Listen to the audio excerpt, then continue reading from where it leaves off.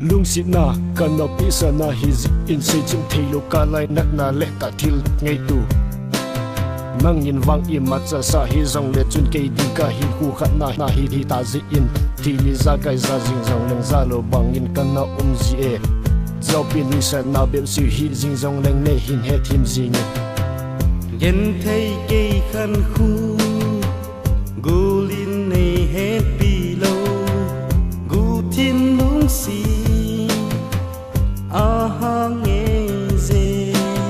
Anyway, you make me so frustrated and straight to the nation. No may iza in tam jing zong leng nang bang a ka lung si ding wang a nai poi lung si ta in nang ding hi lo win ke din hin ge lin nam lung si chu lo no hin ge lin thei ke khan khu gulin nei he pi lo gu tin lung si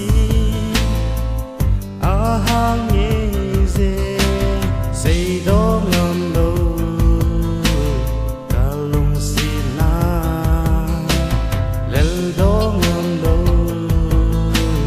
ka lung gel ho say din ka nai ni nu nang ko phung le chang yin su kyang so lo di ge la mang thai ding ni le va ka thu tin po yo ho ho chung to ni sa gel chim thei lo nu mang ngó mà chim thei lâu nang ma khát bay bay kum le po các ki sung lel si nan hin la nang ngay na hi ti zong chim po nge o nei lun dei nu ken bang ki chan a din. As I move through the vicinity, maybe did at the border. Like you singing for them, this is me, the winners of the game. Gonna with the feeling that's second my pain. Second for the pain, second for the love. Swear for the heart to be naked, for the man not to be. Heaven must be me before it can be in heaven. Which fear of flies, hell myself and the French is to chat. We eat some soulful stuff, so sit to set pan and make.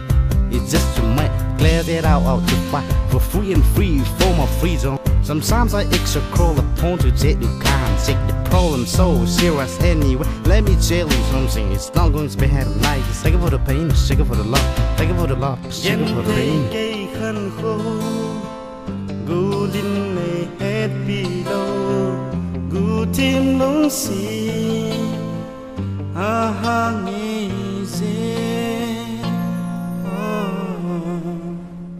Once upon a time there wasn't told sort of favor.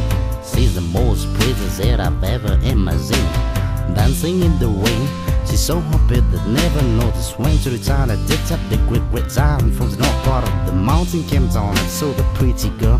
Whoa, I love the way she talks, I love the way she moves. She's so hot man, it make my system unpredictable. And so it also did all my sentiments, yeah. I lean upon the one whom I trust. I earn for the purpose of being a son. You know what? Apart from you, it make me so sick. I'm gonna kick it. You out of food.